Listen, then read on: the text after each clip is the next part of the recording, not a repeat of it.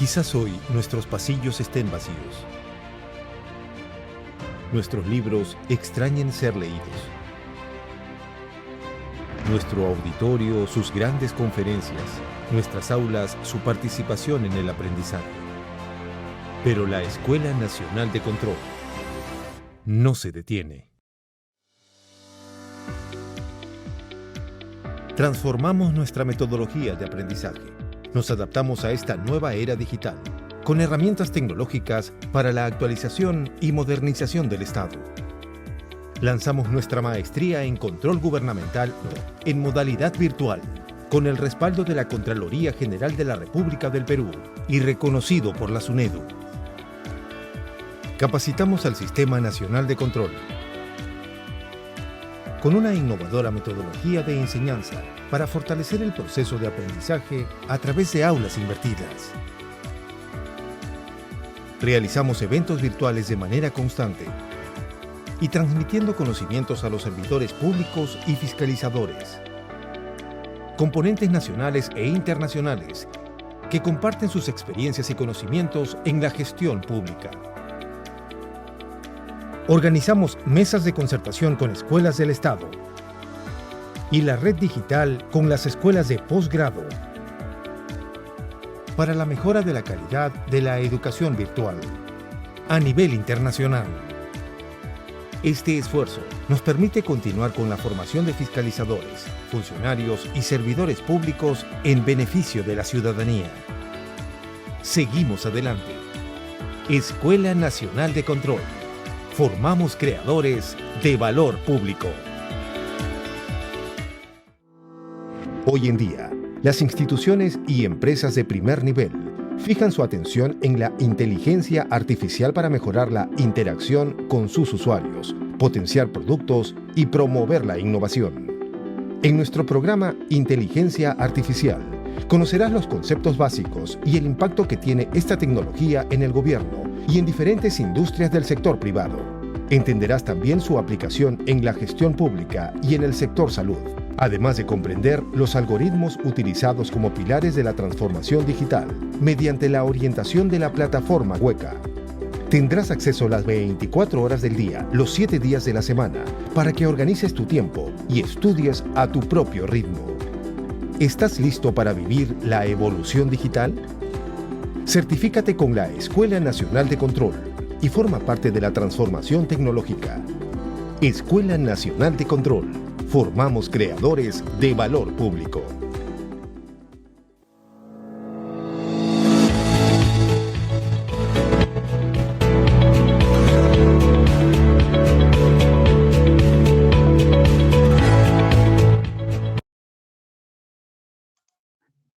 Buenas noches a todas y todos los presentes. A nombre de la Escuela Nacional de Control de la Contraloría General de la República, les damos la más cordial bienvenida a la conferencia Creación de Valor Transversal utilizando inteligencia artificial que dictará el doctor León Felipe Palafox Novak. A continuación, palabras de bienvenida a cargo del señor Martín Ramírez Erausquín, coordinador de grados y títulos de la Subdirección de Posgrado de la Escuela Nacional de Control. Adelante, por favor. Gracias, Nela. Buenas noches a todas y todos los presentes. Le doy la más cordial bienvenida a la conferencia Creación de Valor Transversal utilizando inteligencia artificial. Hoy en día, para poder potenciar la creación de valor usando herramientas como la inteligencia artificial, se requiere de transversalidad de disciplinas y aplicaciones. Por ejemplo, utilizar modelos que interconecten las diferentes partes de un negocio ayudará a crear una vista 360 grados de la empresa que generará una innegable ventaja competitiva.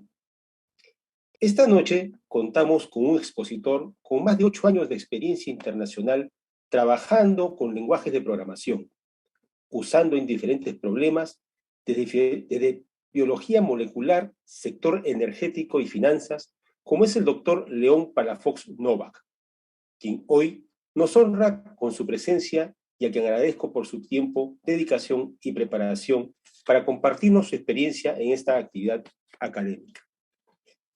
Asimismo, quiero agradecer a las y los participantes por el tiempo empleado en conocer más sobre el tema de la conferencia e invitarlos a nuestro programa de inteligencia artificial que ha sido diseñado en formato virtual y cuyas inscripciones se encuentran abiertas. Podrán acceder a mayor información durante el desarrollo de esta conferencia. Es oportuno recordar que la Escuela Nacional de Control promueve la educación de calidad y la constante evolución de nuestras metodologías. Pueden conocer más sobre nuestras actividades en nuestras redes sociales y en nuestra página web. Muy buenas noches con todas y todos los presentes. Agradecemos las palabras del señor Ramírez y de esta forma finalizamos el acto protocolar. Antes de dar inicio, les explicaremos la dinámica de participación. Durante la presentación, las y los participantes podrán realizar preguntas o consultas en el cuadro de preguntas y respuestas. Estas se harán llegar al expositor, que las resolverá al final de su exposición. A continuación, iniciamos la conferencia Creación de Valor Transversal utilizando inteligencia artificial a cargo del doctor León Felipe Palafox Novak.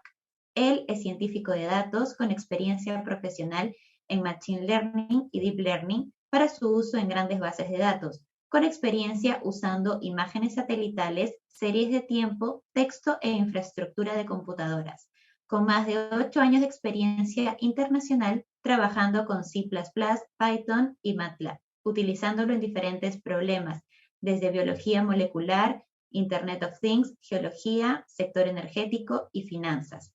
Líder y gerente de grandes equipos de datos, manejando varios proyectos en paralelo, además de experiencia implementando soluciones en las nubes de Amazon y Microsoft, así como de sus diversas implementaciones de Hadoop y sistemas de extracción de datos. Actualmente labora como director de inteligencia artificial en Grupo Salinas. Bienvenido, señor Palafox. Adelante, por favor. Hola, muchas gracias. Bueno, antes que nada, muchas gracias por la invitación. Es la segunda vez que doy una plática aquí en este foro y siempre se agradece. Entonces, también muchas gracias a los asistentes por venir, ¿no? Espero que la plática les parezca interesante y que al final de esto, si tienen cualquier duda, cualquier inquietud, siempre me pueden contactar. Y bueno, déjenme comparto mi pantalla.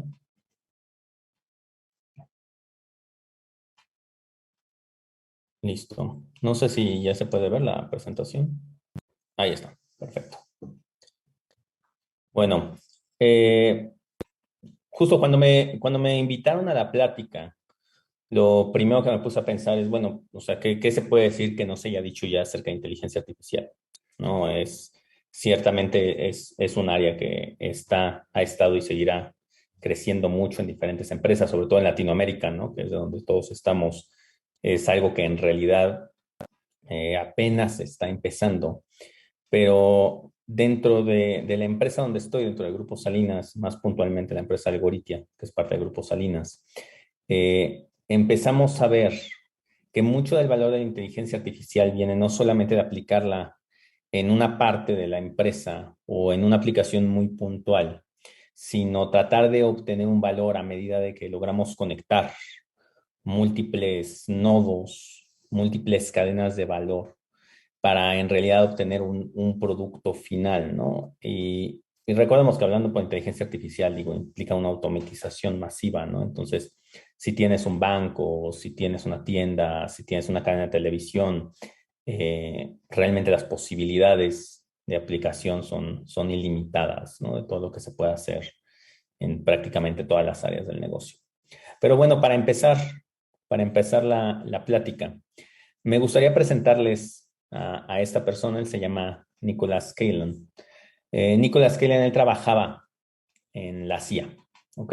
Él era la persona encargada de temas de inteligencia artificial en la CIA, o sea, él se encargaba mucho del tema de estrategia de inteligencia artificial en la CIA. Al mismo tiempo, pues él, es una organización de inteligencia, ¿no? Entonces, bueno, también se encargaba de ver el estado de la inteligencia artificial en diferentes partes del mundo, muy puntualmente en China. ¿no? O sea, sabemos que en temas de inteligencia artificial, China es por mucho la mayor competencia de Estados Unidos, ¿no? Es, digamos, le llaman la nueva carrera espacial, ¿no? Pero ya no es entre Estados Unidos y Rusia, es entre Estados Unidos y China. Y después de trabajar ahí algunos años, ¿no? Lo que él dice, ¿no? O sea, después de tener acceso a toda esta información, después de por mucho tiempo ver investigaciones y demás, lo que él comenta es que China ha ganado la batalla de la inteligencia artificial. Él comenta que hoy en día, o sea, que lo que existe hoy en día en China en temas de inteligencia artificial, todo, estrategia, implementación, política pública, todo, está muy por delante de lo que Estados Unidos podría llegar a hacer, ¿no? Si uno lee este artículo a detalle, él lo que cuenta es que ya ni siquiera es cerca, ¿no? O sea, no es una batalla así como la carrera espacial, ¿no? A ver quién llega primero a la luna, no realmente esta batalla ya la ganó China, de acuerdo a él. Es un artículo reciente, es un artículo en octubre, fue cuando pasó todo esto, octubre del año pasado. Y eso nos pone a pensar, ¿no? O sea, si una de las personas más sensibles a temas de inteligencia artificial en el mundo nos está diciendo esto, pues quizá habría que voltear a ver a China, ¿no? Y lo que él dice así muy puntualmente, agarré unas citas del artículo, lo que dice es que de 15 a 20 años ni siquiera hay oportunidad de competir, there's no fighting chance, que ya está hecho, es un done deal, y que las compañías en China, y esta parte es muy importante, fueron obligadas por el gobierno, porque digo, es un gobierno central, un gobierno chino, es un gobierno muy autoritario, pero fueron obligadas justamente a trabajar con el gobierno y a hacer inversiones masivas en inteligencia artificial. O sea, tú para poder trabajar, para poder tener tu empresa en China, una de las condiciones era que hicieras grandes inversiones en inteligencia artificial, ¿no? Ahí él pone el detalle de without regard to ethics, ¿no? Obviamente China es un estado que se basa mucho en la vigilancia del individuo, que el gobierno tiene acceso a todas las bases de datos de todos los bancos, de todas las instituciones financieras, ¿no? A diferencia aquí de México, o en otros países del mundo como Estados Unidos, Argentina, Perú, Bolivia. Allá en China el gobierno puede impunemente ver cualquier base de datos, ¿no? Y ver transacciones, productos bancarios que se tengan, ¿no? Pero bueno, el detalle aquí es que justamente el gobierno obligó a las compañías a utilizar inteligencia artificial. O sea, no fue así de, bueno, sí, vean si lo quieren hacer, no. O sea, fue una obligación, ¿no? Y la gran pregunta, ¿no? Es, bueno, ¿y qué pasó con todo esto? Porque todo esto obviamente fueron políticas del gobierno. Pero todo esto viene de la mano con que el año pasado también eh, muchas compañías, sobre todo startups, entiéndase como Tencent, Alibaba, Didi, que eran las conglomerados tecnológicos de Asia, ¿no? O sea, Alibaba es más grande que Amazon en China, Tencent es más grande que cualquier banco en Estados Unidos, ¿no? Eh, Todas estas compañías, de repente el gobierno chino agarró y empezó a volverse muy restrictivo con sus operaciones, ¿no? Alibaba iba a lanzar, bueno, el brazo financiero de Alibaba, Ant Financial, iba a sacar su Initial Public Offering en la Bolsa de Mercados de Valores de Estados Unidos. Bueno, en Hong Kong fue donde se quedó, el gobierno los detuvo, les dijo, no puedes hacer eso. Y el gobierno lo que hizo fue que empezó básicamente a agrupar a todas estas compañías, ¿no? Y por ejemplo, estas compañías tenían CEOs muy vocales, ¿no? Jack Ma, el CEO de Alibaba, era una persona o sea, era muy conocido en el resto del mundo, ¿no? Y de repente todos estos CEOs pues ya dejaron de hablar mucho, ¿no? O sea, como que el gobierno aparentemente pues ya no estaba muy de acuerdo que siguieran opinando tanto, ¿no? ¿Por qué sucede esto? Y que va muy de la mano con el tema de la estrategia de IA. Obviamente, digo, esto es después de leer muchos análisis y demás, La estrategia de inteligencia artificial en Estados Unidos y México y varios otros países, por la propia naturaleza de la tecnología, está liderada por empresas. Google, Facebook, Microsoft, Amazon, Apple. O sea, son las compañías que hacen estos grandes avances en inteligencia artificial y el gobierno básicamente, bueno, está tratando de alcanzarlos. Está tratando de decir, sí, bueno, con base en lo que han sacado estas empresas, vamos a crear regulación, vamos a crear política pública. Muchas personas que trabajan en estas empresas son los asesores del gobierno en temas de inteligencia artificial, ¿no? Entonces son juez y parte en el tema de la agenda política de inteligencia artificial en Estados Unidos. Y en China eso estaba pasando. O sea, Alibaba, Tencent, todas estas empresas estaban empezando a llevar por sí solos la agenda pública de inteligencia artificial, ¿no? Estaban diciendo, mira, hacia dónde se mueve China en inteligencia artificial lo va a dictar Alibaba y lo va a dictar Tencent. Pero el gobierno chino, siendo el gobierno chino, esto obviamente no les funcionó mucho. O sea, a diferencia de Estados Unidos, así uno puede voltear a ver, por ejemplo, en Estados Unidos, y un tweet de Elon Musk o algo que haya dicho Zuckerberg o alguna declaración de Google tienen mucho poder político. A China no le conviene, al gobierno chino no le conviene que estas grandes empresas tengan ese poder político por la naturaleza misma del Estado. Entonces, es por esto que China empezó a ver que la estrategia de inteligencia artificial se estaba yendo en manos de las grandes empresas y decidió empezar a tomar control de ellas de una manera razonablemente autoritaria, ¿no? Y, y todo esto también, y por eso a mí me gusta mucho esta frase, ¿no? Sí, la estrategia de inteligencia artificial la está llevando Google, la está llevando Facebook, la está llevando Amazon. Pero vamos al tema muy particular de Google y de Facebook. Google y Facebook, que por eso son las dos que yo puse, son empresas que se dedican a vender anuncios. Y podemos escuchar lo que sea, hablar con desarrolladores dentro de Google, desarrolladores dentro de Facebook. Hacen muchos avances en inteligencia artificial, sí, pero recordemos que esto lo estamos viendo desde el punto de vista de una industria, de un negocio. O sea, antes de Facebook hubo N redes sociales y todas quebraron, todas desaparecieron. ¿Y por qué desaparecieron? Pues porque eran incapaces de hacer dinero. O sea, hacían poquito de dinero, pero no mucho. Es hasta que llega Facebook, por ejemplo, con estos algoritmos sumamente avanzados, que estos algoritmos, ¿para qué están diseñados? Para hacer que las personas se queden más tiempo en Facebook. Porque si te quedan más tiempo en Facebook, ves más anuncios en Facebook. Y si ves más anuncios en Facebook, eres más propensa o propenso a hacerle clic al anuncio en Facebook. Y si le das clic al anuncio en Facebook, Facebook puede presumir que toda su inteligencia artificial es de las mejores en el mercado para que tú como marca decidas anunciarte en Facebook. Y entonces, esta es una cita muy vieja, de hecho, esta cita debe tener más de 10 años. Hammerbacher, él era un investigador en una universidad, ¿no? Decidió dejar la academia, irse a trabajar a Silicon Valley, ¿no? Como muchos investigadores lo hacen. Y de repente decía que él se sentaba en sus oficinas en Google y en Twitter, que fue donde él trabajó, y que lo que veía es que eran personas con doctorados, maestrías, personas sumamente preparadas en temas de inteligencia artificial. Estaban pensando todo el tiempo cómo hacer que las personas hicieran clic en anuncios.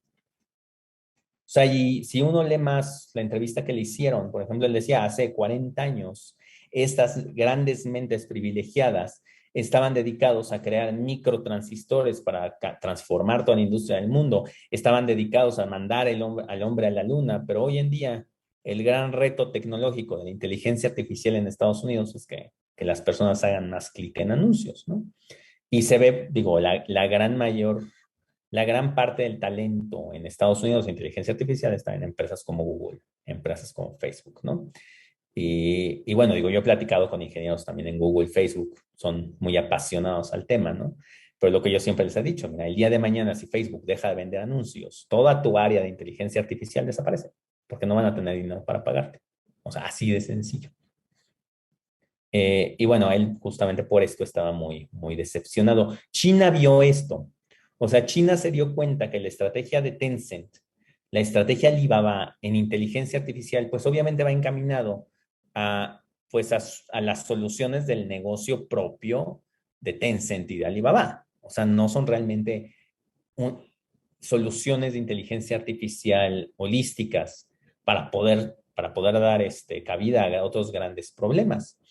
Y McKinsey justamente hizo un estudio, ¿no? Hizo un estudio y se dio cuenta que gran parte de la inversión en inteligencia artificial está, y digo, como ustedes se lo imaginarán, está centrada en tres grandes rubros. Está centrada en telecomunicaciones, entiéndase, empresas como Google, Verizon, cosas por el estilo, high tech, Facebook es considerada high tech, y servicios financieros, bancos, esencialmente. Pero temas como electricidad y gas natural, sistemas de salud, manufactura, tienen muy poca inversión en inteligencia artificial. Y lo que hace el gobierno chino es que ve esta gráfica, bueno, posiblemente no esta, pero ve estas tendencias y dice, miren, si dejamos que las personas que están llevando la agenda de inteligencia artificial sigan siendo estos tres, o sea, bancos, Facebook, Google, Twitter, pues obviamente la mayor inversión se va a seguir yendo hacia allá, el mayor desarrollo se va a seguir yendo hacia allá. Y lo que queremos hacer es forzar a las industrias a enfocarse en los problemas del futuro. ¿Cómo le vamos a dar salud a más de 1.000 millones de personas? ¿Cómo les vamos a proveer servicios eléctricos a más de 1.000 millones de personas? ¿Cómo vamos a construir y a crear cosas para más de 1.000 millones de personas de una manera eficiente? Entonces el gobierno chino ve eso y es cuando decide dar todo este giro en 180 grados y les dice a todas las empresas, más allá de las de tecnología, saben que necesitan empezar a invertir en inteligencia artificial. Necesitamos comenzar a cambiar esto. Pero obviamente, y de ahí la idea de la plática, pues esto no se logra pues enfocándose en una sola industria, enfocándose en bancos, enfocándose en redes sociales. Uno tiene que ver los problemas de una manera holística y decir, oye, ¿cómo puede un sistema de inteligencia artificial, por ejemplo, que está enfocado a alta disponibilidad de energía eléctrica, acoplarse con un sistema de inteligencia artificial que esté enfocado a alta disponibilidad de doctores en una sala de urgencias? En un sistema como el de Estados Unidos, donde las compañías eléctricas son privadas y las compañías de salud son privadas, eso es muy difícil, o sea, hacer esa interconexión es muy difícil. Pero en un país como China, donde son públicas y son públicas, eso es mucho más fácil. Y entonces utilizan las ganancias dentro de un área para potenciar las ganancias en otra. Y esa es la estrategia que está siguiendo China y esa es la estrategia que los está llevando a ser el número 1 del mundo en inteligencia artificial. Entonces, de esta primera parte, ahorita vamos a ver más. Las conclusiones que podemos derivar es que un experto del Pentágono nos dice que China es el líder en inteligencia artificial. Pero China, el líder, lo que está haciendo está reorientando toda la cara, todo el rostro de la industria de la inteligencia artificial, de servicios financieros, de servicios intangibles, a crear cosas, a dar electricidad, a dar servicios de salud. Y a esto es a lo que se le llama la dichosa industria 4.0. Agarrar a todo esto que no es banco, todo esto que no es Facebook, todo esto que no es Twitter, y dotarlo de toda una serie de avances tecnológicos para poder utilizar inteligencia artificial y que ésta pueda ser utilizada para potenciar todas estas industrias. ¿Cuál es el uso más básico? Y de hecho uno de los usos del libro de texto, ustedes agarran un libro y lo abren y dicen, aplicaciones de la inteligencia artificial. Una de las aplicaciones más básicas, una de las aplicaciones que siempre nos enseñan en todos los libros de texto, es un score crediticio. O sea, digo, yo he trabajado en dos bancos, ¿no? En los dos ha existido un score crediticio. Los buros de crédito en Estados Unidos, México, Argentina, Brasil, utilizan scores crediticios que obviamente, ¿cuál es el objetivo del score crediticio? El objetivo del score crediticio es obtener un número en la escala que ustedes quieran, gusten y deseen, que nos diga qué tan probable es que la persona a la que le estamos prestando dinero, ya sea prestárselo en cash o en la forma de una tarjeta de crédito, qué tan probable es que esa persona nos devuelva el dinero, ¿no? Es el caso de uso más básico. ¿Por qué es un caso de uso tan popular? Uno, porque te ayuda a automatizar la entrega de tarjetas de crédito, que es de donde muchos bancos generan la mayor parte de su ingreso. Pero dos, y que la verdad esto es algo de lo que no se habla mucho, la creación de los scores crediticios democratizó el acceso al dinero. Ustedes pueden ver documentos oficiales de bancos de Estados Unidos, como Bank of America, JP Morgan, Chase, Manhattan Bank, todos estos bancos. O sea, ven sus lineamientos de los 40, 50 y ven los requisitos para obtener un crédito, ¿no? Crédito hipotecario, un crédito para un negocio, lo que sea. Y el primer requisito que está escrito es que la persona que va a pedir el crédito, no, mentira, el hombre que va a pedir el crédito tiene que ser de importancia dentro de la sociedad, ¿no? O sea, que no cualquiera puede pedir un crédito y una mujer no puede pedir un crédito, ¿no? Dos, el hombre que va a pedir el crédito, pues tiene que ser blanco, ¿no? Tiene que ser de raza blanca. Y el hombre que va a buscar el crédito, pues tiene que tener algún conocido dentro del banco, ¿no? Entonces ustedes se pueden dar cuenta como pues las personas que tenían acceso a créditos, pues es chiquitito. Los scores crediticios, esto logra democratizar el acceso al crédito, democratizar el acceso al dinero. Obviamente, digo, sigue teniendo muchos problemas de sesgos, de datos y demás, pero si a mí me dieran elegir entre ese sistema de los 50 y lo que tenemos hoy en día, yo preferiría 1000 veces lo que tenemos hoy en día, gracias a la inteligencia artificial. Pero entonces tenemos esta aplicación que todo el mundo usa en los bancos y todo el mundo, muchas startups te van a decir, es que, y la base de negocio de muchas startups es eso, o sea, que su motor de crédito es el mejor. Pero ¿dónde entra la industria 4.0? ¿No? El tema de los motores de créditos es que todos ocupan más o menos los mismos datos, todos te dicen, utilizamos redes sociales para ver qué tan bueno es o qué tan malo es una persona para pagar y demás. Pero la industria 4.0 es un poco diferente, ¿no? La industria 4.0 la definimos como la transformación digital de un proceso, por lo general asociado a industria más pesada, ¿no? Energía, manufactura y demás. Hay una clara promesa de valor.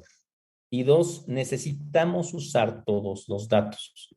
¿A qué me refiero con necesitamos usar todos los datos? Pensemos en uno de los problemas más básicos que tenemos en la humanidad hoy en día, que es el petróleo, ¿no? O sea, estamos tratando de desfasarnos del consumo del petróleo, pero la realidad es que hoy en día el mundo se mueve con petróleo, ¿no?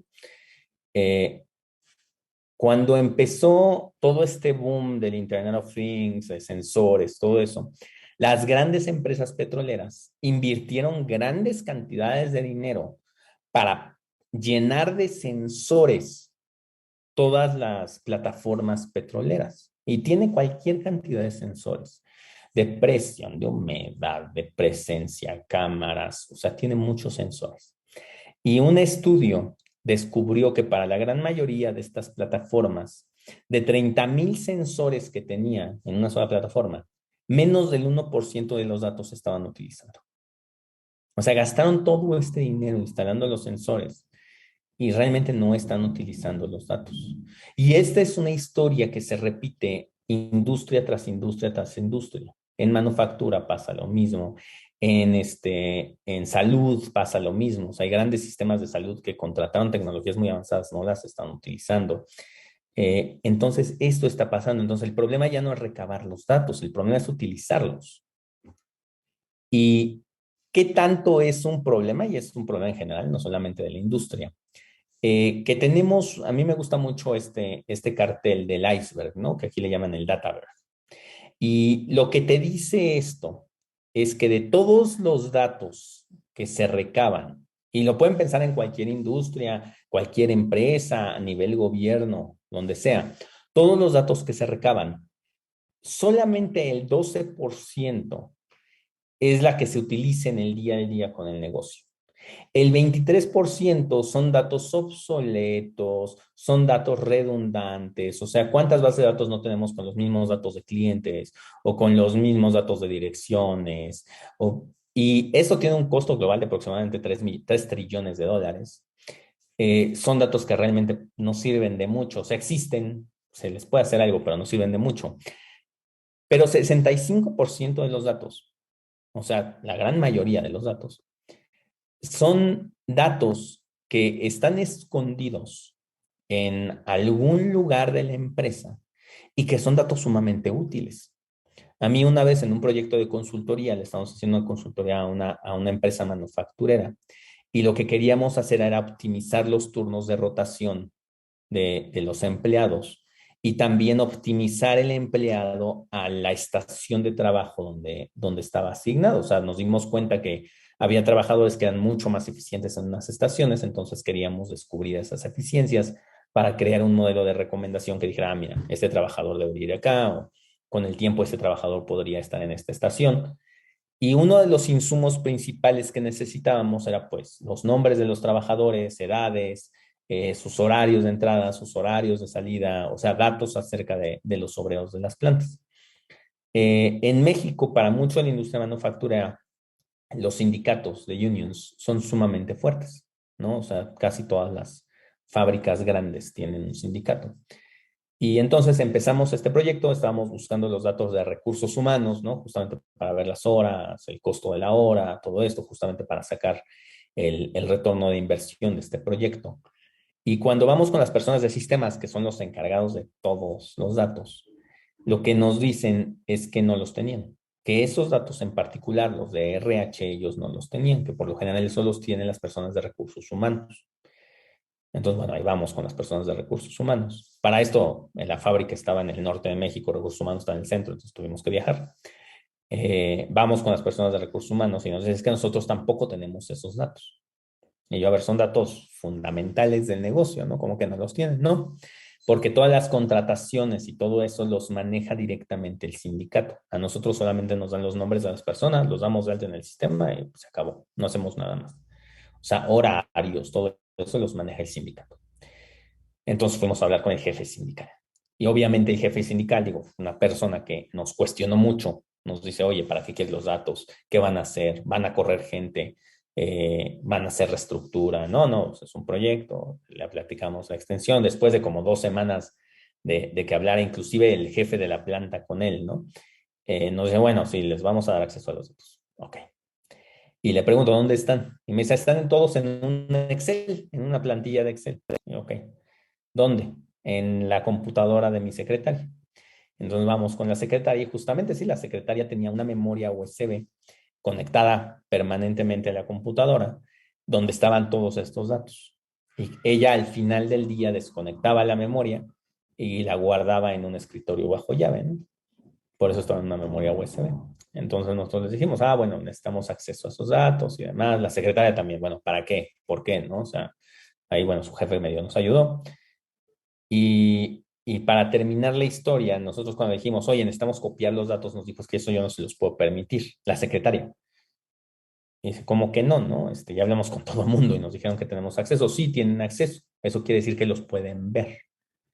O sea, en el mundo de ella, desde su punto de vista, tener acceso a los datos era ver los datos.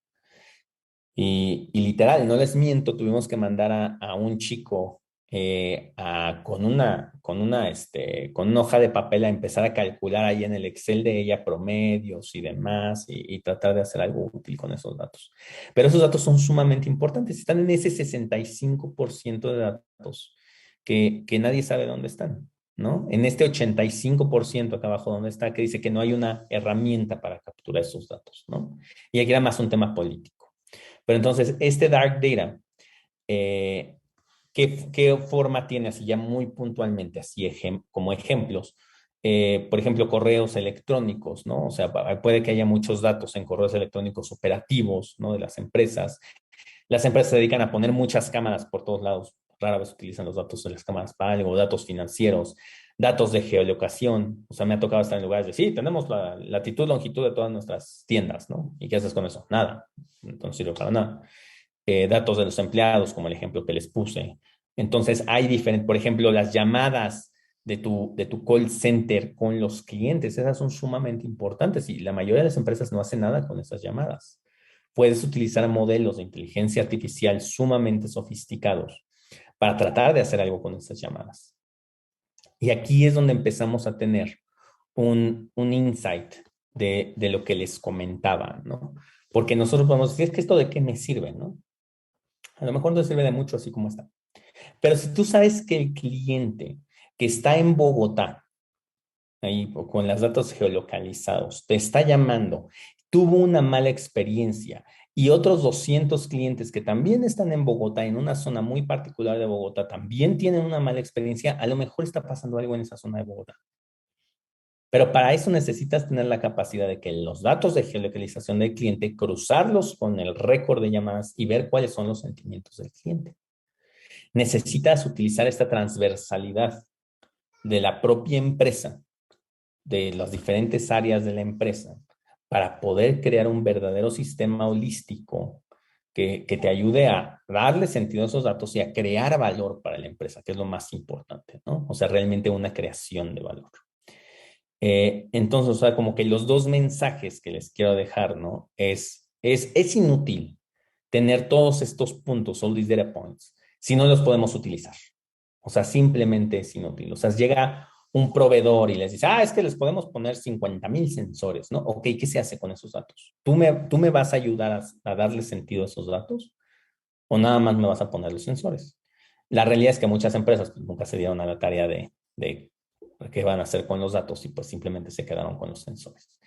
Y tenemos carpetas y carpetas de datos inútiles. O sea, antes, si se acuerdan, existen los archivos muertos que entran y millones de carpetas viejas que nadie utiliza en los bancos y demás. Bueno, eso solamente se sustituyó por archivos y archivos y archivos de datos que nadie nunca usa, que también se les debe dar un uso, se les debe dar un sentido.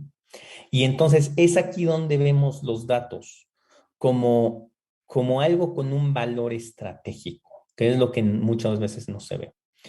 O sea, cuando decimos que algo tiene un valor estratégico, por ejemplo, como una materia prima, como lo puede ser el acero, como lo puede ser el litio, como lo puede ser el uranio, es un bien material que nos ayuda a crear valor y nos ayuda a crecer como industria. Y el tema es que los datos realmente son un valor, tienen un valor estratégico, pero solamente tienen un valor estratégico siempre y cuando los podamos utilizar. Por ejemplo, nos da mucha ventaja si podemos obtener datos baratos. O sea, imagínense si alguien pudiera conseguir acero o litio ahora con la explosión de las baterías a precios mínimos, que tuviera la capacidad de crear litio. O sea, el litio es un material, no se puede crear, pero que tuviera la capacidad de crear litio baratísimo, pues sería un líder en el mercado. O sea, Tesla lo iría a buscar, todas las automanufactureras lo irían a buscar. Bueno, si tú eres una empresa muy grande, con millones de clientes, miles de clientes, cientos de miles de clientes, crear datos es muy fácil para ti. El gobierno de un país, digo, tiene una facilidad impresionante de crear datos. Pero no, siempre y cuando los hagamos. Si no, pues, compramos mucho litio y se quedó ahí y no se hace nada con él. Tener muchos datos, tener buenos y muchos datos es una ventaja como una materia prima. O sea, si el que tenga más litio en el mundo es realmente la siguiente potencia mundial en el litio. Pero tenemos que tener la capacidad de transformarlo. De nada me sirve decir, pues tengo la mina de litio, pero nadie puede transformar el litio en baterías. No sirve de nada. Entonces, tengo los datos, tengo la capacidad de crear datos, pero no los puedo transformar en valor. Pues no sirve de nada. Tienes pilas y pilas de datos, ¿no? Y es ahí donde viene el valor estratégico, donde realmente todos estos que luego escuchan de, es que inteligencia artificial es el futuro, sí, pero ¿cómo? Bueno, porque inteligencia artificial te permite transformar los datos de esa materia prima, de ese raw material, a algo que realmente puedes utilizar. Y entonces ahí viene todo esto de utilizar todos estos datos que tienes, ¿no? Todos estos datos que se han recabado a lo largo de diferentes áreas del negocio. O sea, no solamente en un área, no decir, bueno, voy a hacer un modelo muy particular de score crediticio. No, soy un banco. Entonces, voy a hacer un modelo para asegurar que el cliente que entra a la sucursal esté atendido por el funcionaria adecuado para atender sus necesidades particulares de ese momento, basado en todos los datos que tengo de comportamiento crediticio, transacciones, todo para obtener el mayor valor para que ese cliente se quiera quedar conmigo. Y entonces los datos nos ayudan a cambiar de una vista céntrica en producto, que es mi producto bancario, como el score crediticio, que es una vista céntrica en un producto, que es el préstamo, a una vista céntrica al cliente. Y eso solo lo podemos hacer utilizando todos estos datos transversalmente. Entonces es utilizar los datos, utilizar todos estos algoritmos de inteligencia artificial y llegar a insights accionables. A ver, este conjunto de clientes que están en este país muy particular, en esta colonia muy particular, ¿cuál es el producto adecuado para ellos? No cuál es el producto adecuado para el banco, sino cuál es el producto adecuado para el cliente. Y eso solo lo logro de nuevo utilizando todos los datos. Y no dejen que, pues digo, obviamente digo, yo les puedo decir muchas cosas, pueden ser o no ciertas, ¿no? Son ciertas todas. Pero, por ejemplo, la CEO de GM, no sé si ustedes conozcan el CES. El CES es el trade show, la conferencia de electrónica más grande de todo el mundo. Se hace a principios del año. Por lo general se hace en California, o en Las Vegas, no acuerdo. Y la persona que abrió esta conferencia de productos electrónicos, de hecho, CES significa Consumer Electronics Show. La persona que la abrió fue el CEO de GM, una manufacturera de autos. Y esta manufacturera de autos, obviamente todas las manufactureras están orientándose a autos eléctricos, pero autos eléctricos con una inteligencia artificial, donde puedan unir todos los sistemas del carro para hacer que la experiencia del usuario sea lo mejor posible.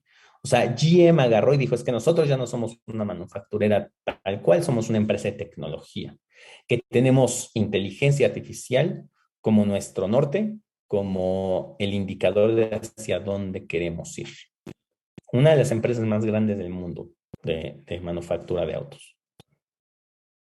¿Y qué resultados puede uno obtener a partir de esto?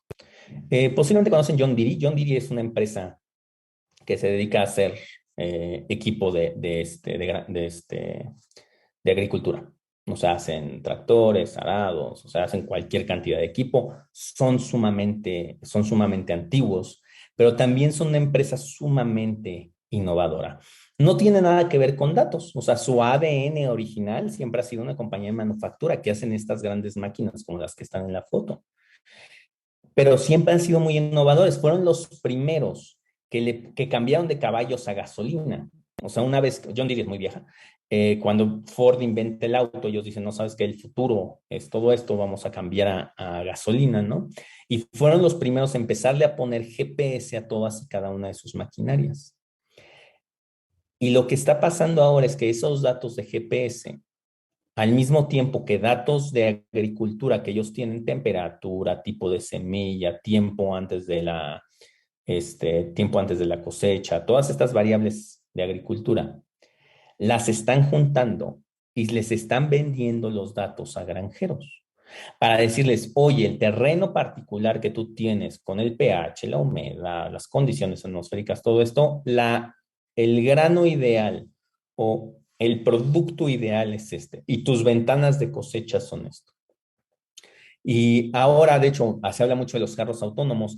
Ellos venden tractores autónomos y drones, UAVs, que ayudan al granjero a tener todo el tiempo monitoreado todo el campo para ver que la cosecha, que los productos no se echen a perder. O sea, la agricultura, no sé si alguien aquí se haya entrado en temas de agricultura, es muy sensible. O sea, si pierdes la ventana de tiempo, entra una plaga, cosas por el estilo, es muy fácil perder tu cosecha.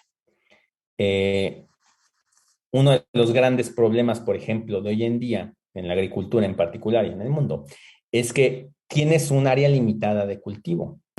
Y entonces tienes que utilizar lo mejor posible esa área. Y el problema es que cada vez hay menos y menos áreas. O sea, en Brasil se está tumbando parte del Amazonas justamente para generar áreas de cultivo. Y John Deere lo que dijo es, bueno, si sabemos que tenemos que optimizar, vamos a ver cuáles son los problemas. Y de nuevo, esta vista 360, o sea, sí, nosotros hacemos tractores, tenemos datos atmosféricos, tenemos todo esto, pero vemos que uno de los grandes problemas son las plagas. Cuando ustedes quieren limpiar de plagas una cosecha, tienen que ser muy precisos, porque si le echan pesticida de tomate a otro cultivo, puede que maten el otro cultivo, porque los pesticidas están muy diseñados hacia cierto tipo de cultivo. Y realmente es en el orden de pulgadas, o sea, tienen que ser sumamente precisos. John Deere, utilizando modelos de inteligencia artificial, de machine learning, utilizan robots que les dicen exactamente dónde tienen que mandarlo. Pueden controlar inclusive en qué momento tienen que tirar el pesticida o en qué fechas se tienen que enfocar los granjeros para tratar de evitar todo esto. Y de nuevo, utilizando todo tipo de datos, no nada más de este cultivo en particular, que es lo que hoy en día muchas empresas hacen con inteligencia artificial. Enfócate a esta parte solamente.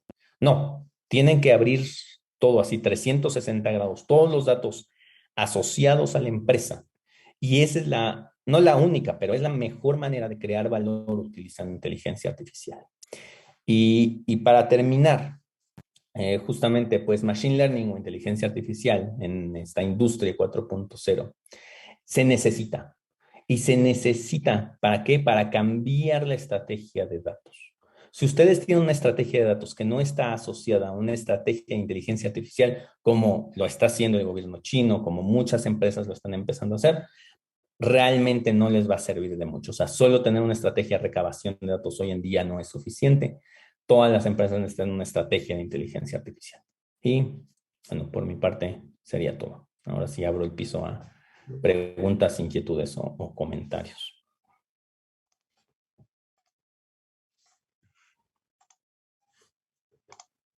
Agradecemos al doctor León Palafox por su interesante presentación.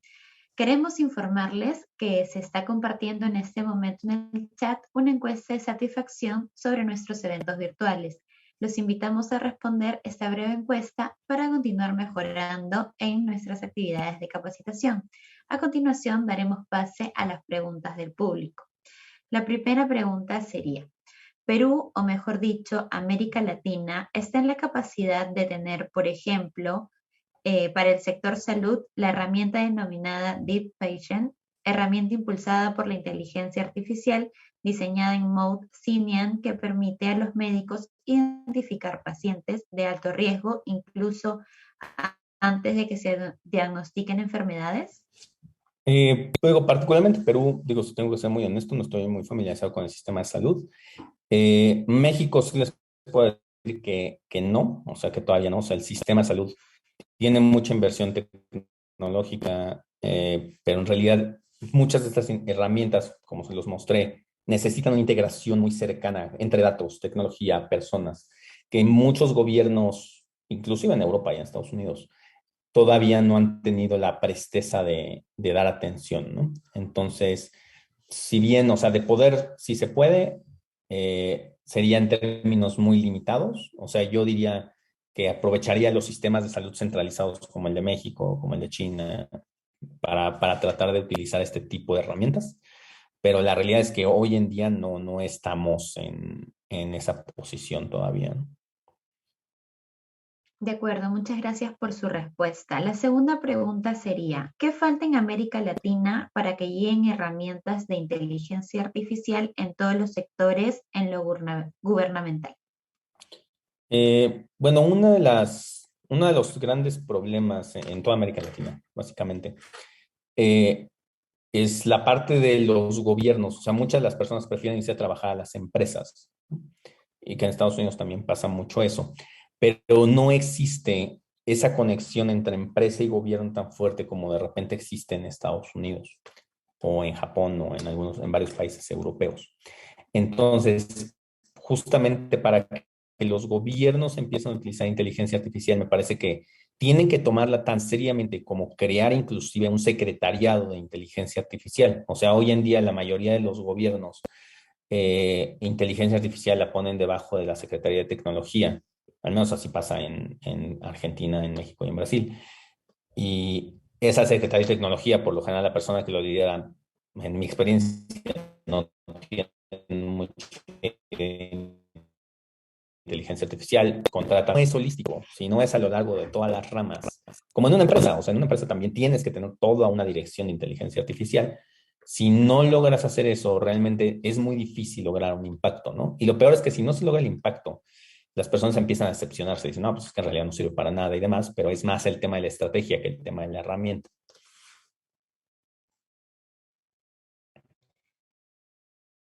Muchas gracias por su respuesta. Tenemos una tercera pregunta, que sería, ¿qué experiencias puede mencionar en control gubernamental utilizando inteligencia En artificial? control gubernamental particularmente, yo hice un proyecto para el SAT en México. El SAT es el IRS de México, o sea, es la secretaría, el departamento que se encarga de toda la recabación de impuestos en México. No, o sea, si tú declaras impuestos, lo declaras con el SAT. Y yo hice varios proyectos con ellos. Uno de los más interesantes justamente era el uso de inteligencia artificial y ciencia de datos propiamente para identificar los diferentes pagos que se iban haciendo, ¿no? Y entonces con eso podríamos crear tableros en tiempo real para ver tasas de despidos, tasas de contratación, qué tanto están subiendo los precios con base en facturaciones. Entonces ahí con gobierno esa fue una de las aplicaciones, más grandes que he estado. Y otra ha sido justamente para la regulación de precios de la gasolina, ¿no? En México cada quien cobra lo que quiere, ¿no? Pero sí existe cierto control, cierta regulación al respecto.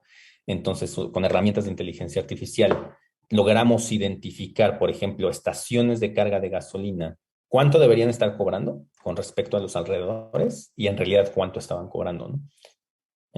Por ejemplo, hoy en día está en 22 pesos el litro y había estaciones que estaban en 40, ¿no? Entonces, ¿por qué? Porque abusaban de que eran la única y demás, y eso traía ciertas implicaciones gubernamentales. Bien, muchas gracias por su respuesta y tenemos una última pregunta. Entre la estrategia que utiliza Estados Unidos y China sobre el desarrollo de la inteligencia artificial, desde su punto de vista, ¿cuál cree que resulta mejor o que tenga mejor eficiencia? Si somos 100% utilitaristas, y esto lo he discutido con amigos filósofos, sin lugar a dudas la de China es mejor. O sea, para muchos temas, una estrategia central siempre es más útil que una estrategia federada como lo hace Estados Unidos, ¿no? Pensemos en la carrera espacial. O sea, la única razón por la cual Rusia, que tenía menos recursos, menos dinero, menos capacidades, estaba a la par de Estados Unidos, era porque Rusia centró mucho de su inversión y muchos de sus recursos en la carrera espacial, porque como un gobierno totalitario tenía la capacidad de hacer eso. En Estados Unidos no se puede hacer, no puedes decir, todas las empresas van a hacer esto. La inteligencia artificial, por lo mismo que depende de esta interconectividad de la que hablamos hoy, pues si el gobierno forza a todos a trabajar juntos, se van a empezar a crear estas sinergias y este valor que si simplemente dejas a las empresas que lo hagan uno por uno, tal vez no pase, ¿no? O sea, hoy en día, por ejemplo, veamos, uno de los líderes en inteligencia artificial, Facebook, tiene toda su inversión en el metaverso. O sea, el metaverso, que es esto de realidad virtual, o sea, agrega cero valor a la industria estadounidense. O sea, pues sí, puedes tener entrenamientos en el metaverso, cosas por el estilo, pero la industria pesada, manufactura, energía, salud, el metaverso realmente no aporta mucho a eso. Y Facebook está enfocando toda gran parte de sus recursos hacia eso. En cambio, China es así, bueno, pues que ellos lo hagan, eventualmente lo haremos, pero nosotros sí vamos a enfocarnos en otro. Y tú, Tencent, tú, Alibaba, olvídate del metaverso y enfócate en esto en particular. Entonces, desde el término de vista utilitarista, me parece que la estrategia china es mejor. Desde el punto de vista de libertad, desde, bueno, yo quiero enfocarme en un área o en la otra, ¿no? Y que eso también de repente genera empresas como Uber, empresas como Amazon y demás, bueno, Estados Unidos lleva las de ganar, ¿no? Pero sí, me parece que para estos temas en particular, con todas sus críticas que puede tener un gobierno autoritario como es el chino, me parece que sí es un poco más eficiente. Muchas gracias por sus respuestas. Queremos agradecer al doctor León Palafox por haber compartido su valiosa experiencia, conocimientos y tiempo con nosotros. Les informamos que las inscripciones al programa Inteligencia Artificial diseñado en formato MOOC, ya se encuentran abiertas. Les compartimos un enlace por chat donde podrán encontrar mayor información.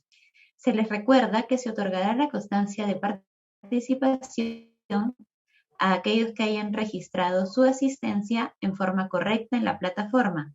Las constancias se enviarán a los correos electrónicos regidores a la culminación de las capacitaciones. Hacemos énfasis en que las constancias solo son para aquellos que hayan participado en las sesiones programadas. Asimismo, las y los invitamos a compartir su experiencia sobre nuestras conferencias en la sección de opiniones de nuestro Facebook, lo que nos permitirá mejorar y continuar con estas sesiones gratuitas. Gracias, buenas noches.